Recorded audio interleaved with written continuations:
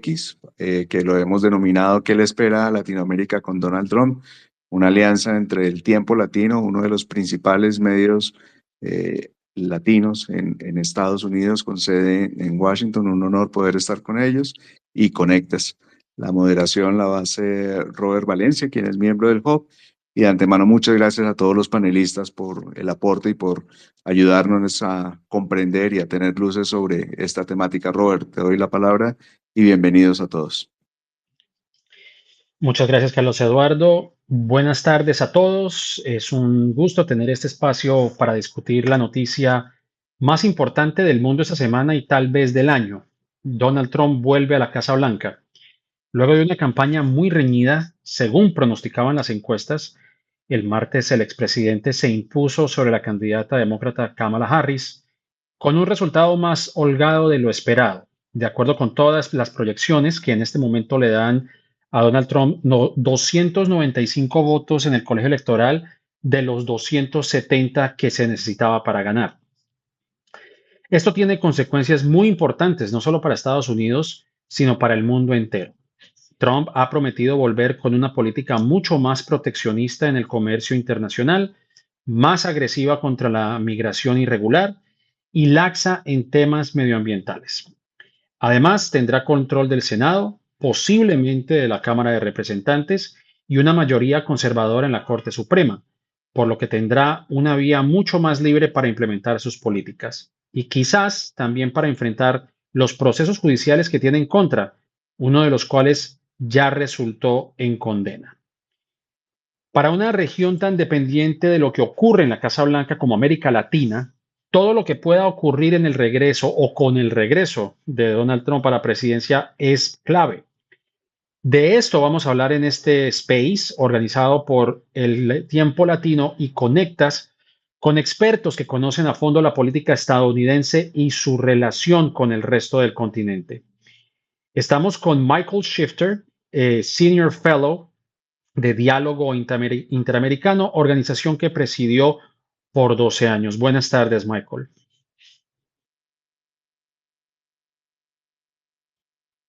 Bueno, tenemos a Michael, que pronto escucharemos su voz en unos instantes.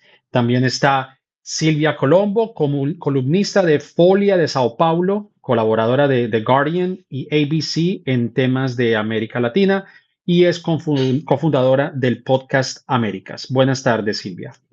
Buenas tardes a todos, muchas gracias por la invitación. Estoy muy feliz de estar aquí con ustedes para debatir este tema tan importante para todos nuestros países, ¿no?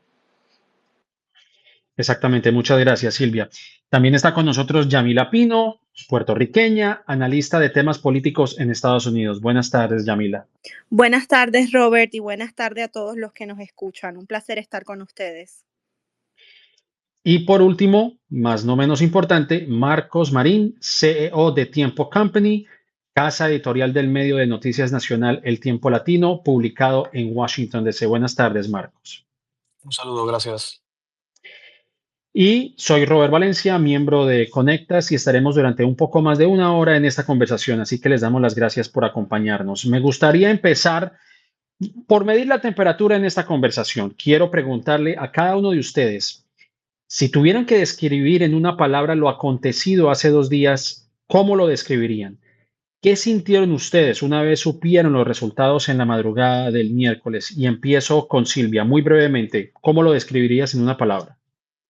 Yo diría que sorpresa en términos, no sorpresa del resultado propiamente, pero del tamaño del resultado, de la amplitud del resultado, ¿no? Un resultado tan poderoso y en algunos flancos que parecían que iban a quedar con los demócratas, ¿no? Una victoria realmente retumbante cuando se pensaba que quizá pudiera ser un poco más aprietada, ¿no? Marcos, ¿cómo lo describirías en una palabra o bueno, en dos? Estrés positivo. Eso serían mis dos palabras. También tienen que ver que lo estoy viendo desde el punto de vista de dueño de medios y aquí mismo en la ciudad de Washington. Entonces, esas serían mis dos palabras. Estrés positivo. Yamila, ¿cómo lo describirías? Tengo una frase que temí, no la quería repetir, pero crónica de una derrota anunciada y desesperanza. ¿Por qué? Porque pens- sabía que Trump iba a ganar luego de mi viaje a Georgia 2 semanas antes de las elecciones, pero esta derrota de Harris y esta victoria de Trump tan abrumadora, eso sí me tomó por sorpresa. Pensé que iba a ser una contienda mucho más estrecha y que iba a estar apretada y que hoy estaríamos hablando si ganó Nevada, si ganó Pensilvania, si ganó Georgia. Y desafortunadamente esa misma madrugada conocimos los resultados. Concuerdo. Incluso pensábamos que los resultados no los veríamos por días y semanas y resultó que en la madrugada del miércoles ya teníamos presidente. Michael, ¿cómo describirías lo que ocurrió justamente esa madrugada del miércoles?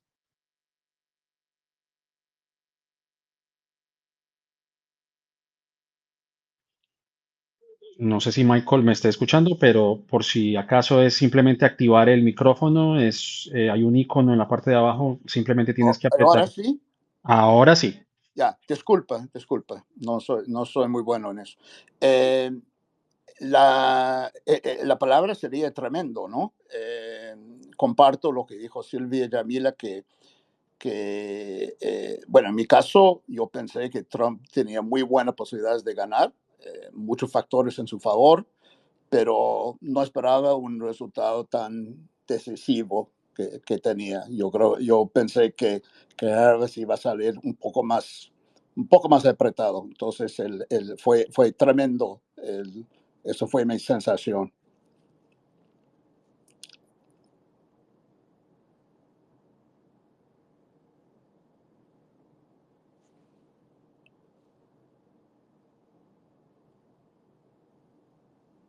Gracias, Michael. Ahora sí, yo quiero hablar, empecemos con Marcos. Yo quiero empezar con Marcos. Hablemos sobre el efecto inmediato de estos resultados en suelo estadounidense.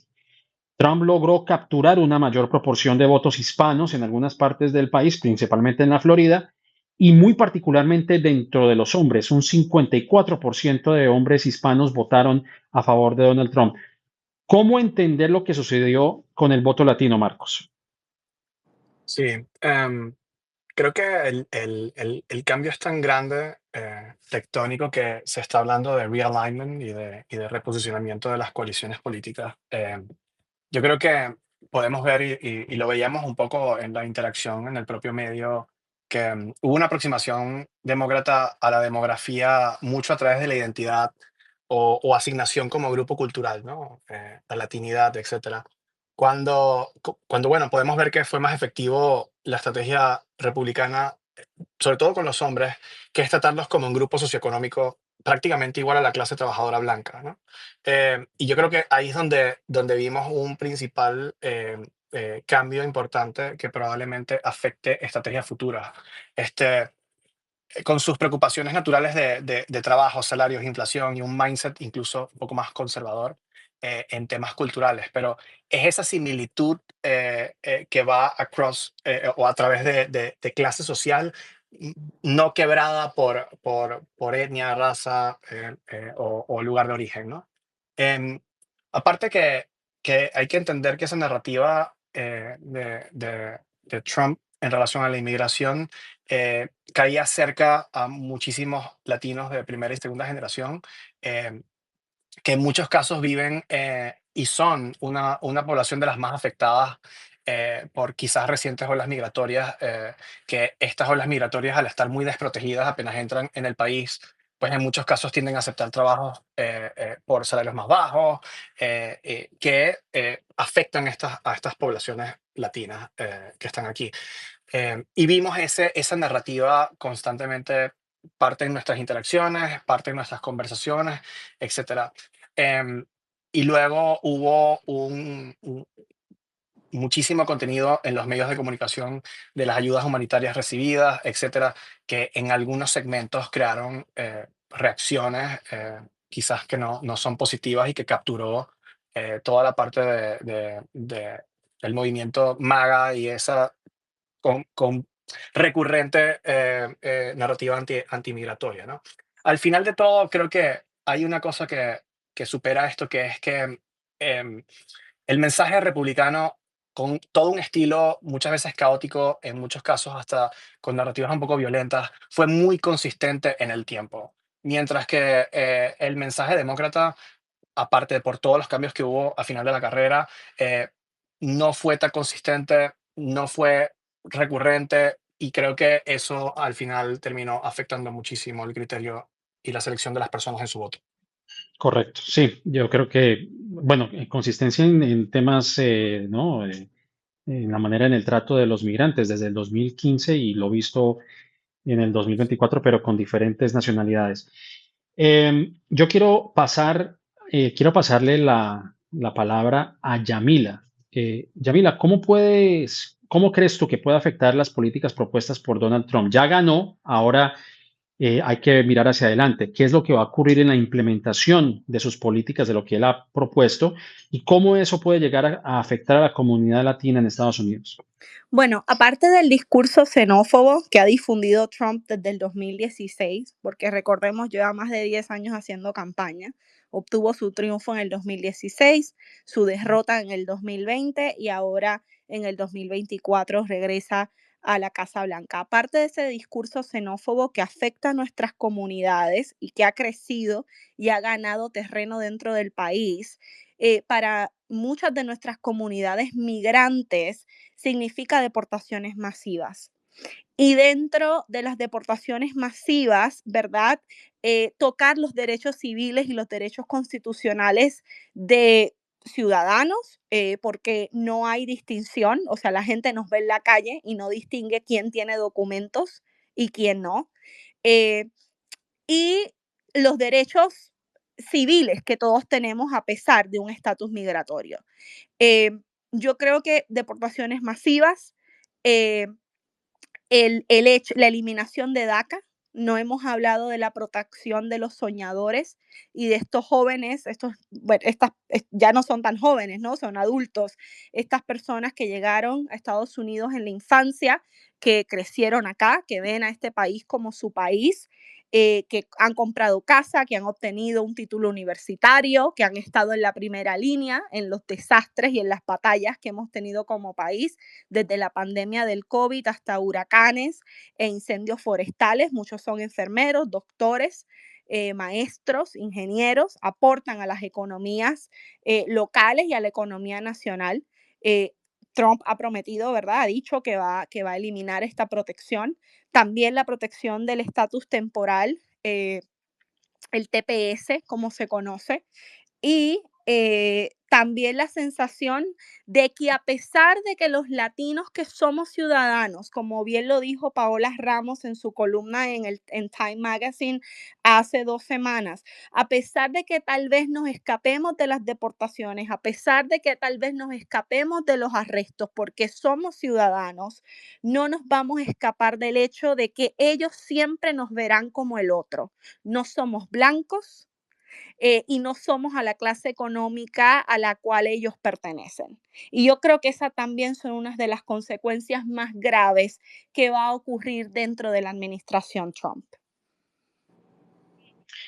Eso me lleva también, si tú recuerdas, hace algunos años, bueno, durante la administración de Obama, cuando estaba el famoso Joe Arpaio y en el condado de Maricopa, en Arizona, implementando la ley, o bueno, que se estaba proponiendo aquella ley SB 1070, la SB 1070, que apuntaba precisamente al perfil racial y afectaba principalmente a los hispanos. Me imagino que esto sería un SB 1070, pero en esteroides.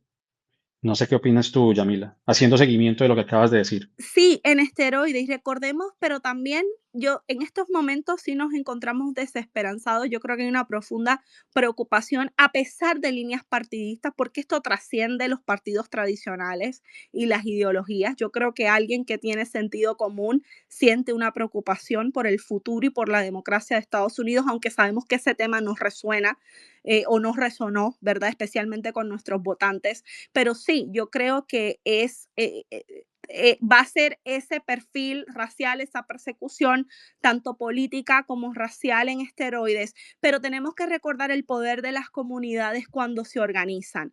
Joe Arpaio hizo mucho daño en Arizona.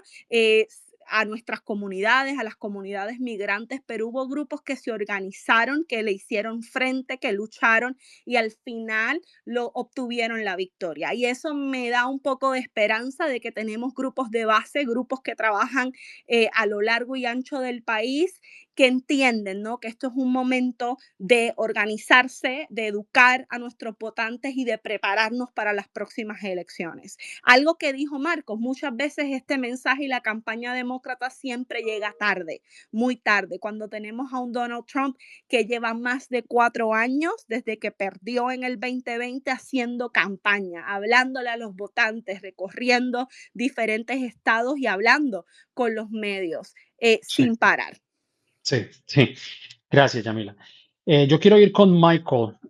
Michael, se espera que Trump asuma la presidencia hasta el 20 de enero. Como sabemos, estamos en este periodo que en inglés se conoce como el lame duck, que sigue siendo Biden el presidente, pero la atención ahora está en esa transición de la cual hago referencia. Michael, ¿en qué escenario precisamente queda esa presidencia de Biden en sus últimos 2 meses? ¿Qué crees que él vaya a hacer de acá a enero? No sé si él de pronto vea que sus políticas se vean amenazadas, sus órdenes ejecutivas se vayan a ver amenazadas. ¿Cuáles crees tú que serán los siguientes pasos a seguir de lo que queda ya delegado de Biden en su presidencia? Bueno, yo creo que obviamente va a ser todo posible dentro de sus poderes para asegurar que ciertas políticas van a durar después, pero no es fácil porque todas las, digamos, decisiones administrativas, ejecutivas, obviamente Trump puede cambiar el día que llega a la presidencia. Inclusive, vale la pena recordar que es exactamente lo que hizo después de Obama cuando asumió el 20 de enero de 2017. Entonces, esto se puede esperar. Pero yo creo que Biden es un presidente que está saliendo con muy mala evaluación de la gente que lamento mucho porque me parece que ha sido en general un buen presidente, pero no ha terminado muy bien. Vamos a decir eso, pero hay cosas que puede ser, hay cosas que están especulando, perdonar algunas personas y usar sus poderes ejecutivos para hacer esto, tal vez algo en Ucrania, con el riesgo que Trump puede cambiar dramáticamente eso y tratar de dar todo el apoyo posible a Zelensky antes de ir. O sea, ese tipo de cosas yo creo que puede hacer, pero yo creo que está limitado. Y el hecho que está saliendo un poco a un punto bajo después de esa derrota, creo que lo va a limitar de algunas cosas. Yo no veo grandes cambios. Hay gente que me pregunta si en temas de Venezuela tal vez trata de hacer algo, pero no creo, no lo veo. Yo creo que básicamente se va a mantener con la política que está caminando. Gracias, Michael. Bueno, hemos visto más o menos lo que se ve desde el terreno o desde el suelo estadounidense, pero también quiero escuchar de Silvia la percepción que se tiene desde Latinoamérica. Al final de cuentas, esta conversación es cómo Latinoamérica ve lo que ocurrió en esta noche de elecciones. Trump ha anunciado, como lo hemos escuchado, deportaciones masivas desde el primer día de su administración. Silvia, ¿cómo puede impactar eso las dinámicas de inmigración en América Latina? De hecho, salió un reporte de Noticias Univisión diciendo que la caravana que se dirigía a la frontera, pues ahora está retenida. ¿Qué crees que vaya a acontecer en los próximos meses y en los próximos años bajo esta nueva administración? Claro, esa es una de las grandes preocupaciones, ¿no? La más inmediata es la de la migración que está en curso ahora, la gente que está en las rutas siguiendo al norte, ¿no? Que cómo van a ser tratadas. Hay que recordar que en los años 90 hubo también intentos de deportación masivos, quizá no tan masivos como los que planea Trump ahora, pero fue en los años Clinton que se retornaron, se expulsaron de Estados Unidos los que se transformarían en las maras centroamericanas del Triángulo del Norte, ¿no? Entonces, devolver más que nada o mandar por primera vez hijos de inmigrantes de países cuyas economías son frágiles, cuyas políticas son inestables, puede generar una situación de violencia muy grande, lo que por su turno va a dar más aliento a otros líderes estilo mano dura, ¿no? Como hoy tenemos al presidente Nayib Bukele o al presidente Daniel Noboa, ¿no? Solo quería mencionar algo sobre Venezuela porque se mencionó rápidamente ahí y creo que es muy importante para nosotros acá más al sur porque en un primer gobierno de Trump, Trump fue bastante, tomó una posición bastante clara, ¿no? De apoyar al gobierno paralelo, ¿no? A la presidencia paralela de Juan Guaidó. No le funcionó. Y en esta oportunidad me parece que la situación es bastante distinta porque tenemos guerra en Ucrania, Estados Unidos necesita petróleo y por lo menos en este último paso que tuve por Venezuela y hablé con gente ahí y hice notas sobre el tema del petróleo, me dio a parecer que habría un clima más amistoso, por si se puede decir así, entre Maduro y Trump en esa administración. De hecho, Maduro hoy hizo un elogio a Trump y a su victoria. Entonces, puede ser una gestión distinta con relación a Venezuela si la comparamos con la primera gestión Trump. Gracias, Silvia. Marcos, quisiera que habláramos un poco sobre el rol de los medios de comunicación y de las redes sociales. Yo creo que algo que es indudable que fue un determinante o un parteaguas en esta elección fue la participación de Elon Musk, principalmente, dueño justo de esta plataforma sobre la cual estamos teniendo esa conversación y que tuvo un factor muy importante también de desinformación, pero también en su apoyo rotundo al presidente financieramente hablando y que posiblemente vaya a tener un rol importante dentro de la nueva administración. Eh, pero esa es mi pregunta. Quisiera escuchar tu opinión frente al rol que tuvieron los medios de comunicación tradicionales y las redes sociales, incluso hasta los podcasts, ¿no? En momentos justamente en donde la desinformación prima en el discurso público. Marcos. Sí, yo creo que definitivamente esta elección eh, fue o probó algo que hemos visto dentro de los medios y fuera, que es que los medios institucionales o los medios de comunicación que se encargaban de establecer el ciclo noticioso e incluso el consenso hasta cierto punto de lo que se habla, de lo que no se habla, creo que fue eh, superado desde el punto de vista de influencia eh, con no solamente las redes sociales como networks de personas participando entre sí, sino creadores de contenido, conversaciones long format entre personas eh, que, que definitivamente influenciaron muchísimas personas y creo que estamos todos claros que formaron parte del éxito de la campaña republicana. Creo que específicamente Trump se movió muchísimo más dentro de esa estructura de conversaciones desestructuradas con diferentes personas que tienen una audiencia muy gigantesca. Y creo que también al mismo tiempo los demócratas, aunque hicieron intenciones de conversaciones y algunas efectivas, creo que se afincaron más en los medios institucionales para conversar y para lanzar sus campañas y para lanzar su comunicación. Y creo que lo que se ha probado, por ejemplo, siempre se había dicho que Twitter, y creo que por mucho tiempo lo ha sido, no era una manera efectiva de mirar la población en general, porque se veía que era una plataforma muy nicho, una plataforma con un lenguaje muy particular. Pero creo que lo que estamos viendo es una convergencia entre la vida real, física, por decirlo de alguna manera, y la vida que se vive a través del consumo de contenido en las plataformas de redes sociales.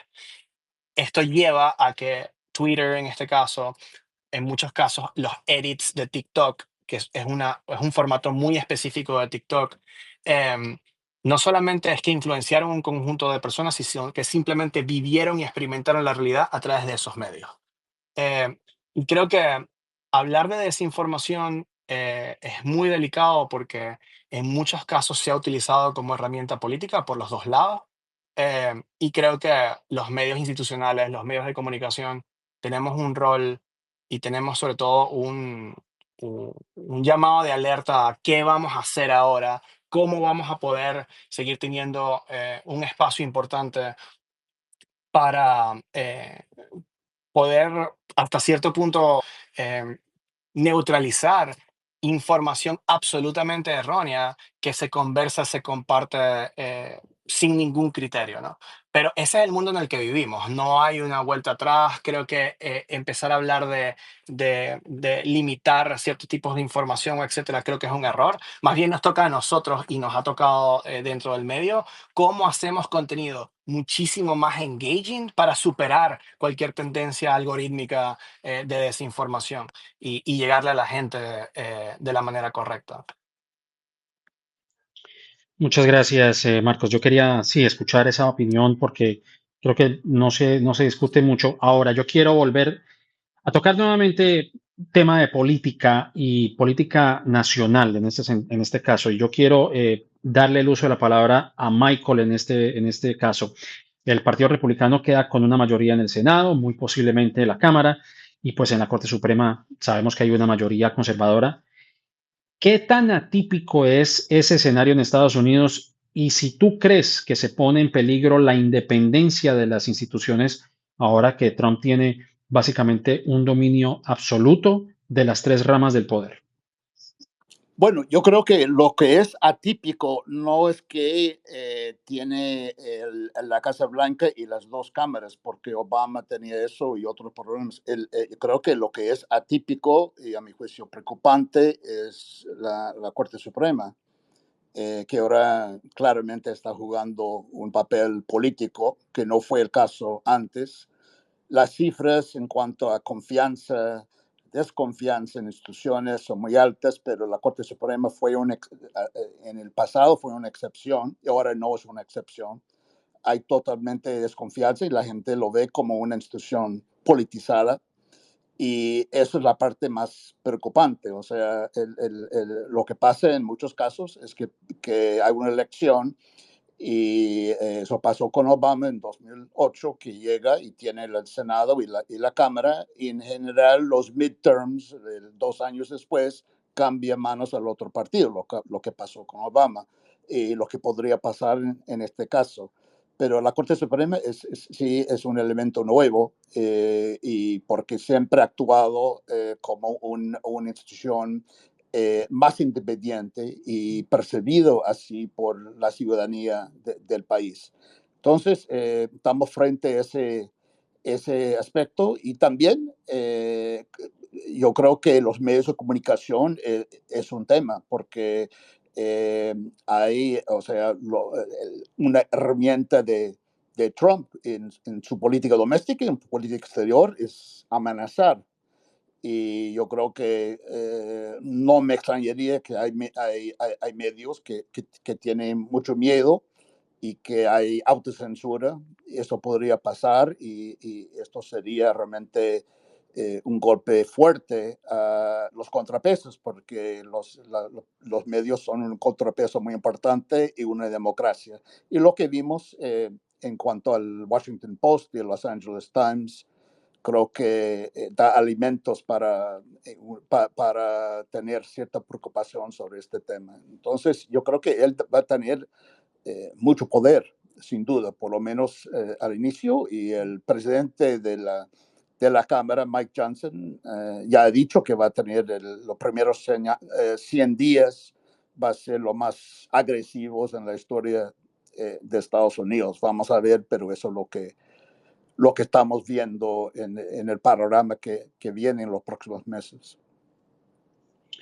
Gracias, Michael. No solamente en el tema migratorio, digamos, lo que hemos escuchado de Donald Trump, también ha existido esta figura de la que muchos han hablado, que es la del Proyecto 2025, que promete una enorme reforma con un gran contenido y un enfoque supremamente conservador. Y la pregunta que quiero hacerle a Yamila es esa.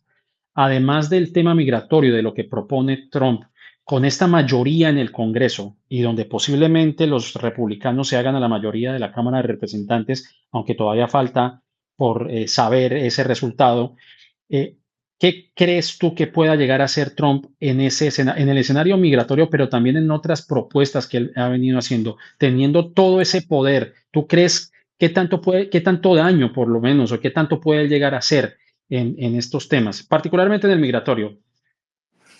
Bueno, queda una esperanza que todavía hay unos escaños que se están debatiendo, así que no tienen, los republicanos no tienen el control de la Cámara de Representantes todavía. Todo apunta a que sí, pero sí tenemos que esperar a que se oficialicen, ¿no?, los resultados y sepamos verdaderamente si obtuvieron el control de la Cámara de Representantes. Yo creo que la pregunta sería, ¿qué no podrían hacer?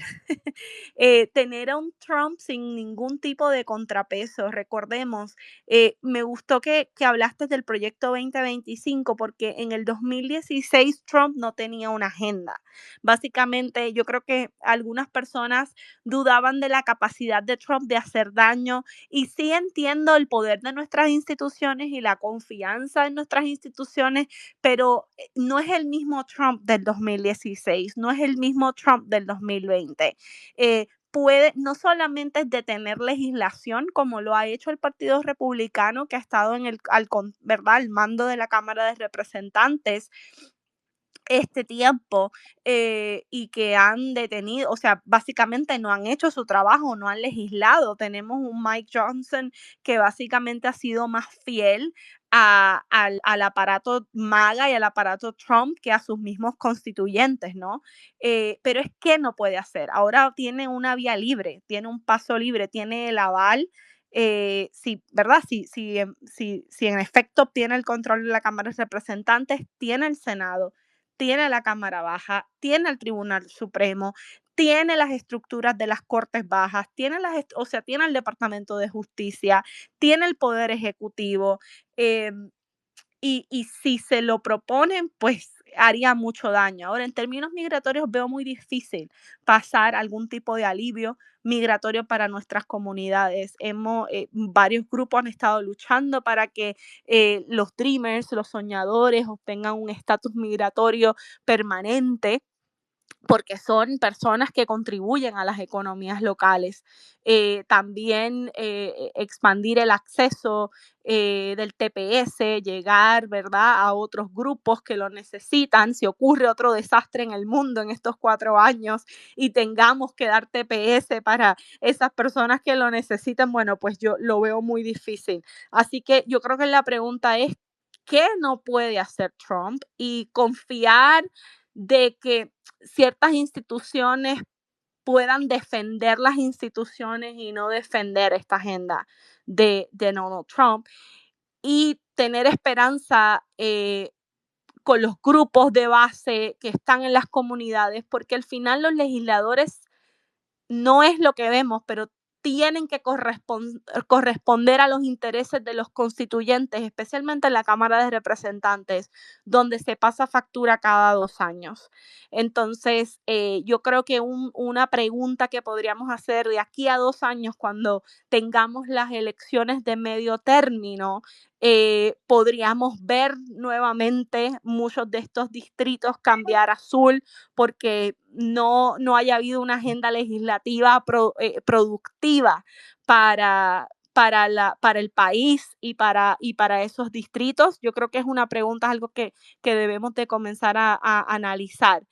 También vemos el efecto económico. Hoy Donald Trump, o sea, se le ha cuestionado sobre cuánto va a costar las deportaciones masivas. Y él dice, no importa el precio, pero ese precio lo vamos a pagar nosotros, los que pagamos impuestos, ¿no?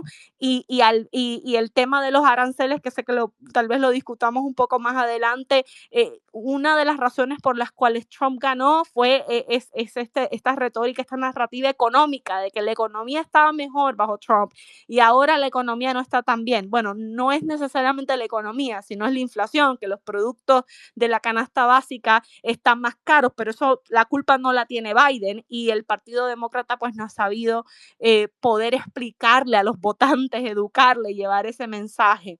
Pero ahora con toda esta agenda del proyecto 2025 de Trump, representa un cargo para los contribuyentes y esos efectos económicos sí se pueden ver. No soy economista ni pretendo serlo, pero en las elecciones de medio término, las pasadas que acabamos de ver, hubo un cambio significativo, o sea, no hubo la marea roja que esperaba Trump y el Partido Republicano y le pasó factura por esa ineficiencia de la legislatura. De aquí a 2 años, cuando regresemos a unas elecciones, tendremos que ver si les pasará factura a Sí, estos legisladores.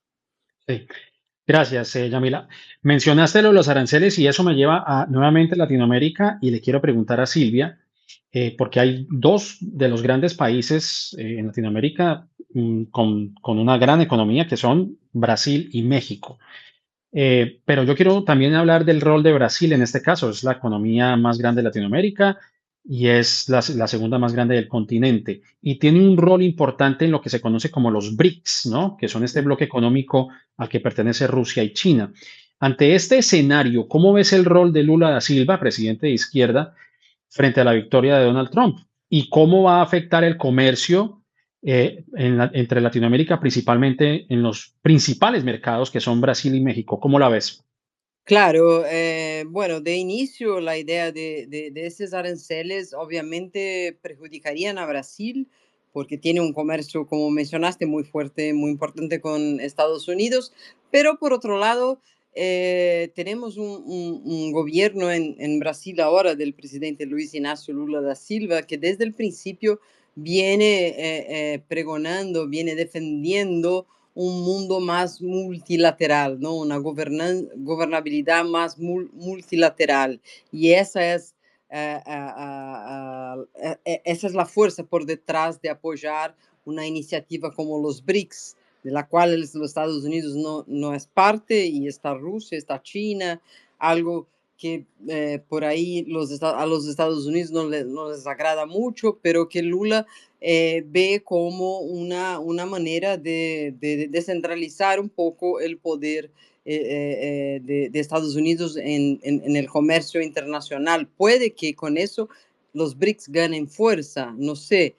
Hoy es un momento un poco crítico para los BRICS por el tema de la posición de Rusia, por Putin y su involucramiento en la guerra de Ucrania y por China, pero es una alternativa a un poder hegemónico a Estados Unidos. Y Lula tiene una capacidad política muy grande, más allá de sus errores, más allá de cosas que haya hecho que no están bien, hechos de corrupción por los cuales tuvo que responder.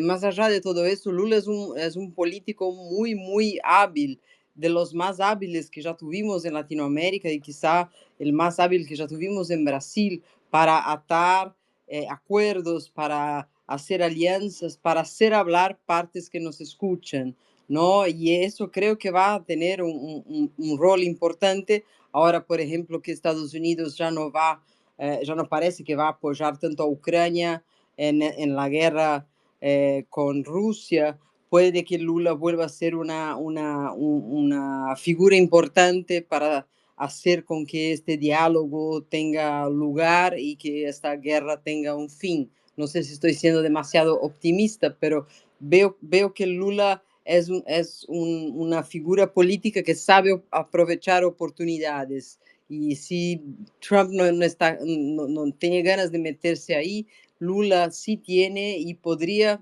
quizá llegar a un acuerdo, no sé. Ujú. Gracias, Silvia. Trump es una figura de amores y odios entre los presidentes de la región, principalmente Milei, Bukele y Noboa de Ecuador, han expresado su cercanía con las políticas del republicano. Michael, ¿pueden estos lazos tener algún efecto en la política exterior de Estados Unidos con la región? Yo creo que muy poco, tal vez a nivel simbólico, diplomático, político, pero no de fondo, yo no creo, sustantivamente. Yo sé que la Casa de Gobierno en Buenos Aires está eufórico con Trump y tiene grandes expectativas, pero creo que van a quedar muy decepcionados. Eso es mi impresión. Y si yo creo que si uno mira la relación entre Trump y Bolsonaro por los 2 años que consiguieron como presidente de Brasil y Estados Unidos, yo he revisado todos los acuerdos y todo, pero es nada, no hay nada ahí. Entonces, en cuanto a beneficios y favores especiales, entonces yo creo que hay una afinidad con Milei, con Bukele, en menor medida Noboa tal vez, pero esto es para abrazos y buenos sentimientos y una admiración mutua tal vez, pero yo dudo que va a significar cosas muy sustantivas. Tal vez en el tema de aplicar aranceles, lo que usted preguntó antes, tal vez Argentina tiene un poco cierta más protección de algunos productos en términos de aplicación de aranceles. Eso podría pasar, pero no creo que en términos de perdonar todo la deuda en el Fondo Monetario, yo no veo yo soy muy escéptico que eso va a pasar. Gracias, Michael. Si algo, la primera campaña de Trump fue un ejemplo para los políticos de derecha del continente. Esta pregunta va para Marcos. Con el éxito de la segunda campaña, ¿los ves emulando nuevas estrategias del trumpismo? ¿Qué puede representar el regreso de Trump para el movimiento de derechas en la región? Sí, definitivamente Estados Unidos y sus líderes siempre suelen ser un modelo y una referencia que facilita movimientos sociales que ya eran inherentes o se estaban gestando dentro de los propios países. Pero yo creo que hay circunstancias muchas veces más difíciles de asociar, pero que son más profundas. Y pongo un ejemplo rápido. Eh, en el 2010 existió la primavera árabe, existió Occupy Wall Street, los indignados en España, y podemos verlo como un movimiento de reacción a la crisis financiera. Pero también podemos verlo como un movimiento millennial que hizo un onboarding temprano en Facebook y Facebook con su network effects movilizó muchas de personas a la calle que sin este tipo de plataformas no estarían conectados y no tendrían un fin político, por decirlo de alguna manera. Eh, Años después pasó Brexit, pasó Trump, el movimiento populista de derecha y muchísimos otros líderes a nivel internacional de derecha. Y es extraño observar que fue el momento donde la generación boomer tuvo el mayor onboarding en Facebook en la historia, donde se hicieron de hecho la demografía más grande. Y esto inherentemente fue un movimiento de derechas de esa demografía específicamente. Entonces lo que quiero decir es que aunque Trump pueda ser un modelo, existan referencias en otros países que lo van a tomar. Pienso que hay que pensar más en qué circunstancias se están viviendo ahora mismo que favorecen que ese tipo de figuras vuelvan, ¿no? Entonces, en el 2016 él fue un efecto o podemos interpretarlo como un efecto de Facebook en una demografía específica, desde una interpretación de la tecnología como medio principal de movilización social. y podemos ver qué fue lo que sucedió con Cambridge Analytica en ese momento, etcétera. Y yo pienso que la vuelta en el 2024 es un efecto de la caída de la influencia de los medios de comunicación institucionales y la falta de descentralización de mensajes concretos a la población entera. Y yo pienso que siempre y cuando cualquier país tenga ese tipo de ambientes mediáticos, que quiere decir que tanto las redes sociales como otros sistemas de comunicación estén haciéndole challenge a los medios institucionales, se van a vivir movimientos sociales populistas, que es una falta de consenso y una falta de credibilidad de las instituciones. Gracias, Marcos. Vuelvo a Latinoamérica. Durante la primera administración, Trump tuvo una actitud confrontacional con el régimen de Maduro, pero durante esta campaña, pues Trump se ha referido muy poco a Venezuela y luego de conocerse los resultados, Maduro respondió con cautela y dijo que estar dispuesto a entablar buenas relaciones con Estados Unidos. La pregunta yo la quiero que la podamos responder entre Silvia y Michael. Tenemos dos preguntas más en este espacio y obviamente queremos que tratar de ser lo más breve posible. Para Silvia, yo quiero empezar con Silvia y luego le pregunto a Michael. Silvia, ¿será que podemos anticipar un Trump más pragmático en su relación con Venezuela? Yo creo que sí, y justo estaba hablando de eso en mi respuesta anterior. Yo creo que en su primera gestión, Trump sabe que tomó una actitud equivocada al apoyar a la presidencia paralela de Juan Guaidó, que al final no funcionó, ¿no? Y terminó incluso de manera un poco vergonzosa con un ataque mercenario en las playas de la costa de Venezuela. Él llegó a ensayar con conversas con otros líderes políticos sobre una probable invasión de Venezuela que no tenía cabida en este momento. Y se equivocó porque el plan no funcionó. Y ahora me parece que él será más pragmático porque él necesita el petróleo que ya no puede venir de Rusia por el tema de la guerra con Ucrania y también porque las empresas petrolíferas que manejan el comercio con Venezuela, empresas esas que son estadounidenses o inglesas o canadienses, ellas están negociando con Maduro, no están negociando con la oposición. O sea, creo que ahí sí Trump va a ser más pragmático porque necesita del petróleo. Michael, ¿qué crees tú? ¿Crees que podemos anticipar un Trump más pragmático en su relación con Venezuela?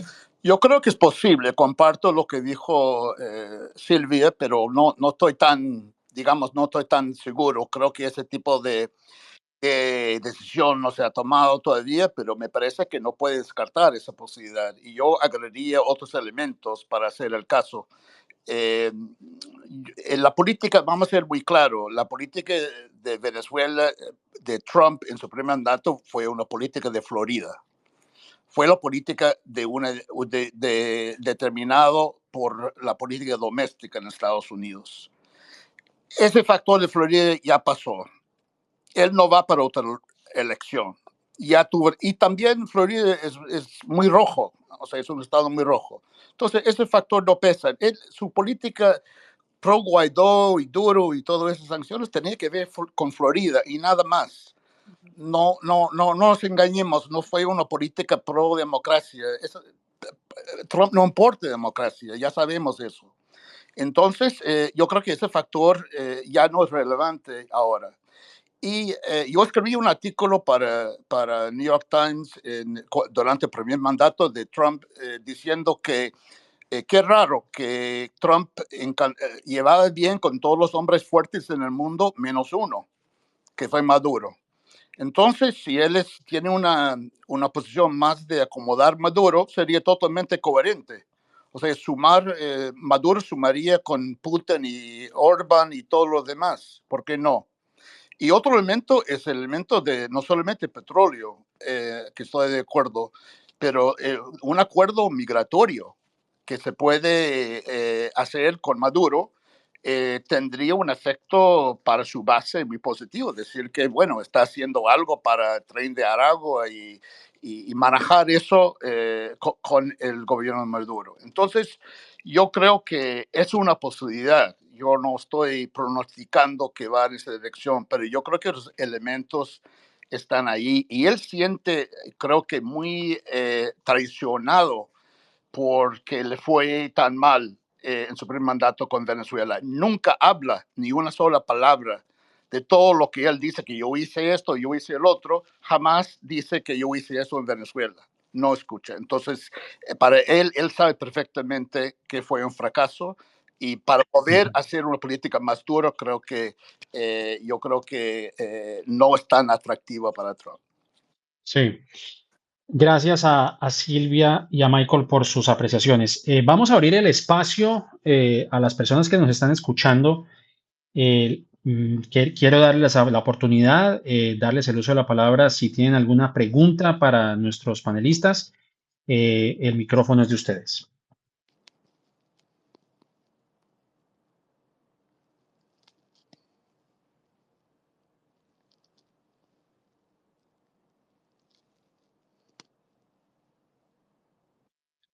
A ver si hay alguien que se anime a hacer alguna pregunta desde Latinoamérica o desde Estados Unidos.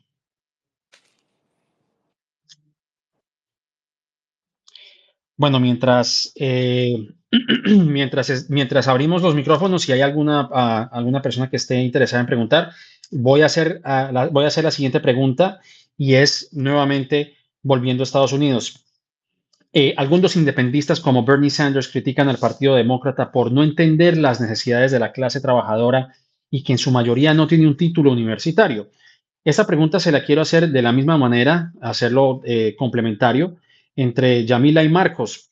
Si los demócratas, que yo creo que eso de alguna manera se discutió en esta conversación, si los demócratas defienden los sindicatos, apoyan recortes de impuestos en la clase media, otros programas sociales, ¿por qué falló la campaña de Harris? Yo creo que Yamila lo mencionó en algún momento, pero ¿qué fue lo que falló? ¿Por qué no explicaron la importancia de estos alcances a ese electorado que terminó dándole el voto a Trump? Y empiezo con Yamila. Y es una muy buena pregunta, o sea, no se supo comunicar el mensaje de la mejor manera, de una manera en que los votantes y el pueblo estadounidense entendiera los avances y las victorias legislativas, ¿no? Y económicas que obtuvimos bajo este mandato del presidente Biden.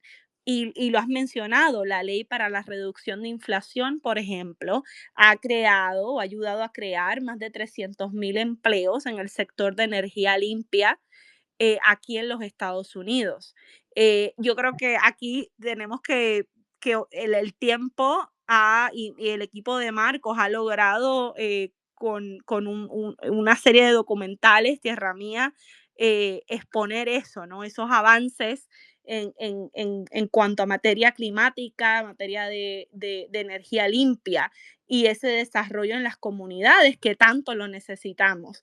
Pero al final del día, lo que a la gente le importa es que cuando va al supermercado, el galón de leche está más alto. O sea, el costo del galón de leche es más alto, que ya con $100 no pueden hacer una compra, no pueden sostener a sus familias. También la crisis de vivienda. O sea, las rentas, el arriendo está mucho más alto. La posibilidad de comprar una casa en estos momentos, ¿verdad?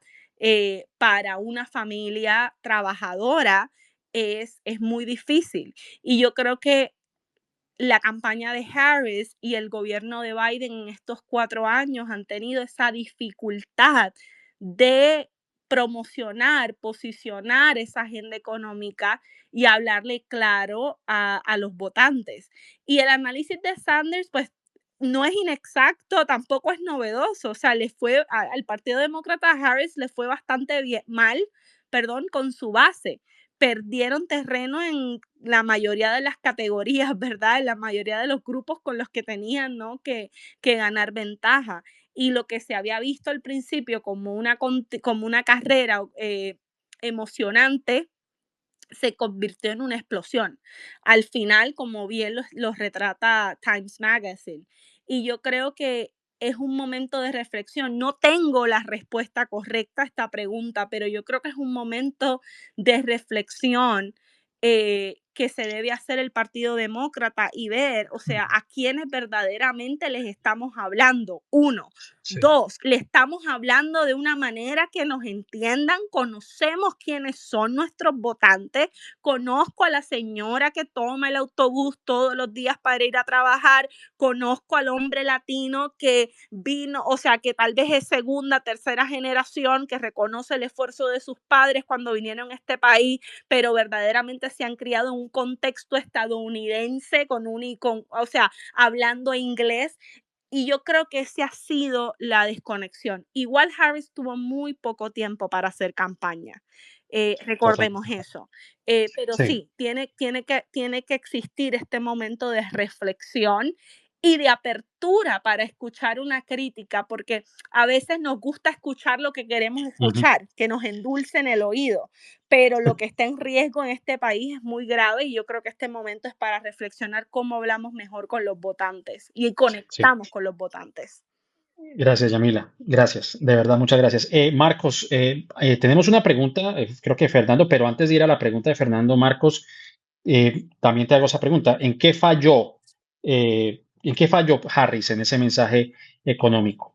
Sí, yo creo que estoy muy de acuerdo con Yamila desde el punto de vista de que es difícil generar un mensaje cuando realmente la gente sigue experimentando la realidad económica con dolor, ¿no?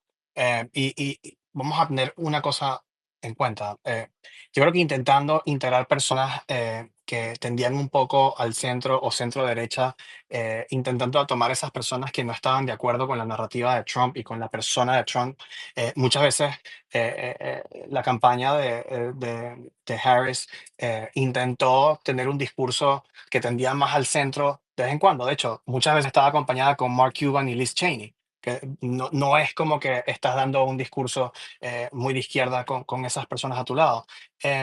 Y yo creo que es muy importante que por un tiempo, por ejemplo, la campaña comunicaba que los precios estaban bajando. Y esa era parte del discurso. Los precios están bajando, el pollo ahora está más barato, etcétera. Y uno, cuando se pone desde el punto de vista bien fuerte del receptor de esa campaña, es casi similar que un jefe te diga que estás ganando suficientemente bien el sueldo, ¿no? O sea, es como, oye, si me está doliendo comprar huevos, no me digas que están más baratos, ¿no? Entonces, yo sí creo que hubo una desconexión con las personas de a pie. Y estoy de acuerdo que no siempre es fácil realizar coaliciones que no tengan los incentivos muy alineados o no tengan vidas muy similares, ¿no? Y yo pienso que debido al poco tiempo, como dice Yamila, que tuvo la campaña para establecerse y intentando integrar una base que no era 100% demócrata o no era o estaba un poco ambivalente, creo que penalizó al final en la campaña. Muchas gracias, Marcos. Fernando, ¿cuál es tu pregunta? Te abrimos el micrófono. Sí, hola, buenas tardes. No recuerdo, pero una de las panelistas estaba hablando sobre el caso de Venezuela y la importancia del petróleo para Estados Unidos. Y mi pregunta, o quizás buscando una aclaratoria un poco más, es por qué Venezuela sería relevante en una administración de Trump, específicamente en el caso del petróleo, cuando la política de Trump va a ser muchísimo más abierta a el tema de energías no renovables. Se van a incrementar la producción en Estados Unidos y me parece que buscar ciertos acuerdos con Venezuela en el área de petróleo va a ser quizá un problema más grande que quizá el que Venezuela pueda solucionar cuando apenas producen unos 800.000 barriles de petróleo por día. Entonces sí, si me pueden dar un poquito más una explicación por qué Trump buscaría tener ese tipo de asociación con Venezuela.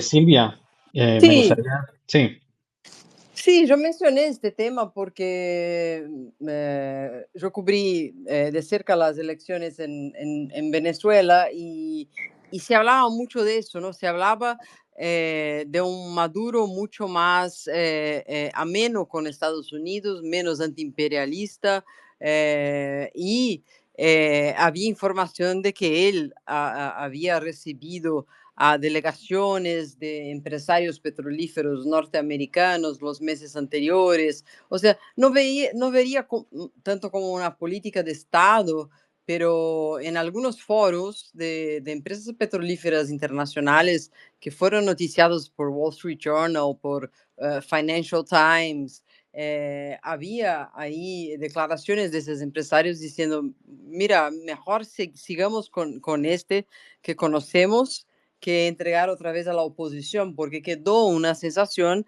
entre, no estoy hablando de mí ni del periodismo, una sensación que quedó entre esos empresarios del petróleo de que la oposición no supo manejar el poder cuando en teoría lo tuvo, mientras Guaidó ejercía, entre comillas, el poder paralelo, ¿no?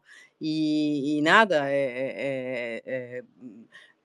cuando empezó la guerra con Ucrania, me acuerdo que el gobierno de Estados Unidos, aún apoyando a Guaidó, mandó su entonces emisario para asuntos del hemisferio, Eric González, directamente a hablar con Maduro, no con Guaidó. O sea, hay un interés ahí con el petróleo venezolano, aunque produzca menos, aunque produzca poco, no sea el más importante. Yo creo que no se puede ignorar este ítem, pero no sé, tampoco puedo leer el futuro. Por ahí los Estados Unidos no les interesa el petróleo venezolano más y eso no pase. Gracias, Silvia. Bueno, yo creo que ya tenemos que cerrar. La charla está muy interesante, pero ya para finalizar, quisiera escuchar opiniones finales de lo que nos depara en los próximos 4 años o tal vez elementos que no se discutieron en la conversación y que ustedes quisieran abordar. Me gustaría darles 1 minuto a cada uno. Yo sé que es muy breve, pero yo quiero que ustedes agreguen alguna opinión o una conclusión de lo que fueron estas elecciones en Estados Unidos. Y voy a empezar con los expertos en Latinoamérica. Ya que Silvia tuvo la palabra, se la voy a volver a ceder. ¿Qué nos depara? Yo sé que, como acabas de decir, no se puede leer el futuro, pero de lo que sabemos hoy, ¿qué es lo que nos puede deparar en los próximos 4 años, especialmente desde la óptica latinoamericana? Silvia, ¿qué crees?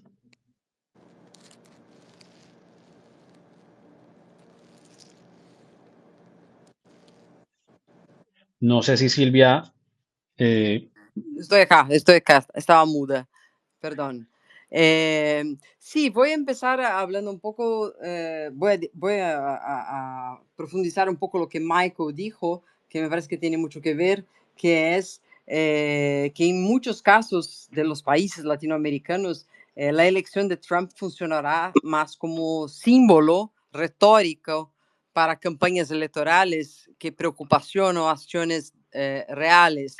Por ejemplo, yo creo que va a vitaminar o va a alentar una campaña electoral de Daniel Noboa en Ecuador, por ejemplo, que va a una reelección ahora en febrero, que va quizá a alentar la candidatura de José Antonio Cast, de ultraderecha en Chile próximamente, que va a alentar a los bolsonaristas en Brasil a tener más fuerza, quizá lograr que Bolsonaro vuelva a ser elegible.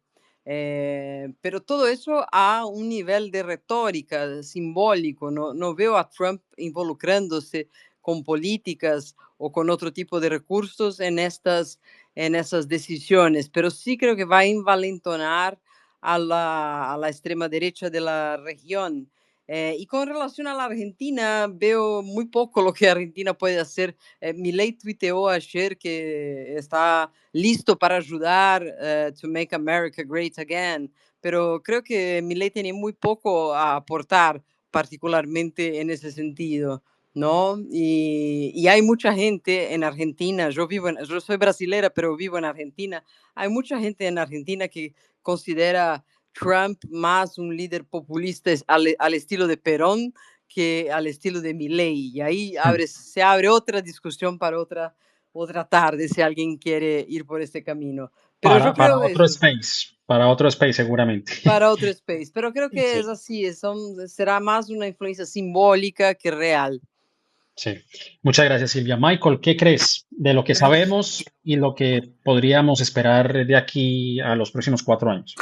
Bueno, yo creo que en primer lugar, yo creo que una cosa que no hemos hablado suficiente y acaba de sacar las noticias, que la jefe de gabinete de Trump va a ver Susan Wiles. Y una cosa que no ha recibido suficiente atención para explicar lo que pasó el martes, a mi juicio, es que hubo una campaña profesional de primera. Es cierto que Trump era un candidato totalmente indisciplinado y descontrolado, pero las campañas importan. Y el Partido Republicano ha sido trabajando lo que no ha hecho el Partido Demócrata desde que perdió Trump en 2020. Y esta campaña ha sido muy bueno, muy coherente, muy profesional. Y yo creo que esa es la razón por qué ella, Susan Wiles, es jefe de gabinete de Donald Trump. Segundo lugar, el segundo punto es que creo que no deberíamos asumir que Trump va a tener una línea coherente. Yo creo que nunca ha sido eso en el pasado y creo que mucha gente está buscando posicionarse. Algunos son mucho de retirar a Estados Unidos del mundo, otros son una línea mucho más tradicional en el Partido Republicano. Creo que ambos tienen posibilidades de conseguir cargos muy importantes y muy relevantes. Tercer tema es que tenemos que tomar en cuenta es sobre América Latina. Sí, podemos tomar tema por tema, migración, aranceles, lo que tú quieres, y también país por país. Pero lo que es importante también es lo que pasa en la economía de Estados Unidos. Y creo que muchos economistas están muy preocupados si Trump aplica su agenda. Eso podría subir inflación, subir tasas de interés y tener un efecto muy negativo sobre la economía, lo cual afectaría toda la región y todo el mundo, sobre todo México. Y con eso termino, que México va a ser el enfoque principal de Trump, porque creo que todos los temas que él le importa combinan ahí. Migración, China, drogas, seguridad, comercio, todo. Y yo creo que es lo que más me preocupa, la relación complicada entre Estados Unidos y su primer socio comercial en el mundo, México. Correcto. Muchas gracias, Michael. Ahora volvemos desde la visión desde Estados Unidos. Marcos, brevemente, en un minuto, ¿qué crees que nos vaya a pasar de aquí en adelante, en estos próximos 4 años de Trump? Yo creo que principalmente están en una posición particular la administración y Trump en su narrativa porque han usado a los inmigrantes para movilizar con discursos muchas veces violentos eh, em, a su base, pero al mismo tiempo son los latinos la fuerza principal que lo puso a ganar, ¿no? Entonces están en una situación donde tiene que tener mucho cuidado cómo trata a esta demografía, a nosotros principalmente, porque los necesita para tanto en los midterms como en las futuras elecciones. Y lo otro que es importante que no hemos hablado mucho es que hablamos mucho de Trump, Trump, Trump, pero la figura central del futuro probablemente sea J.D. Vance. Y hay que entender la movilización que hicieron con ellos y toda la gente que está detrás impulsando, tanto fondeando la campaña como haciendo estrategia. Personas como Mark Andreessen, Ben Horowitz, Peter Thiel y el mismo Elon Musk, que J.D. Vance es un paladín de ellos, ha sido fondeado por ellos desde hace tiempo y que representa posiblemente el futuro del Partido Republicano. Entonces hay que entender también cuáles son las expectativas de cara a las apuestas de innovación, a las apuestas tecnológicas, a las apuestas energéticas que va a tener la administración, que a priori estas figuras gigantes de tecnología están apostando en desregularización y en diferentes acciones que en principio para ellos podrían permitir este tipo de evolución tecnológica. Pero realmente creo que lo tenemos que ver con expectativa, pero al mismo tiempo sospecha y seguirlos de cerca. Gracias, Marcos. Y Yamila, ya para cerrar, ¿qué crees? Yo creo quiénes gobernarán junto a Trump. Y como dijo Michael y como también ha dicho Marcos, Susan Wiles va a ser la jefa del gabinete de Donald Trump y según los reportes de la prensa, ella ha puesto unas condiciones y entre esas condiciones, como ha reportado la prensa, está de que Trump tenga asesores de confianza, que no sean solo la familia, que no sean solo los donantes, sino crear una red y un círculo cerrado a Donald Trump. Entonces sí es quiénes gobernarán junto a Donald Trump, qué pasará con la figura de J.D. Vance como vicepresidente y también cómo van a reaccionar las organizaciones, los grupos de base, las comunidades, cuando comiencen a ver, ¿verdad?, los ataques a los latinos, a los inmigrantes irregulares. ¿Cuál va a ser esa respuesta? Y cómo eso va a impactar las relaciones a nivel local. Y como dijo Michael, México. Yo creo que Trump le ha puesto como un ultimátum a la presidenta de México y es cómo esa relación nos va a impactar a todos. Muchísimas gracias a Silvia Colombo, columnista de Folia de Sao Paulo, colaboradora de Guardian y ABC en temas de América Latina. A Yamila Pino, muchas gracias, analista de temas políticos en Estados Unidos. Marcos Marín, CEO de Tiempo Company. Y a Michael Shifter, Senior Fellow de Diálogo Interamericano, organización que presidió por 12 años. Quiero darle las gracias también a las personas que escucharon nuestro space y recordarles, por favor, seguirnos en Conectas.org, en X o Twitter, CONNECTAS.org, todo junto, Conectas.org, y a El Tiempo en @eltiempolatino para más análisis e información relevante para América Latina y la comunidad hispana. Nuevamente, mi nombre es Robert Valencia, soy integrante de Conectas Hub y les doy las gracias también a Conectas por permitirme ser el anfitrión de este space. Nuevamente, muchas gracias. Que pasen buena noche. Muchas gracias. Muchas gracias. Gracias. Gracias.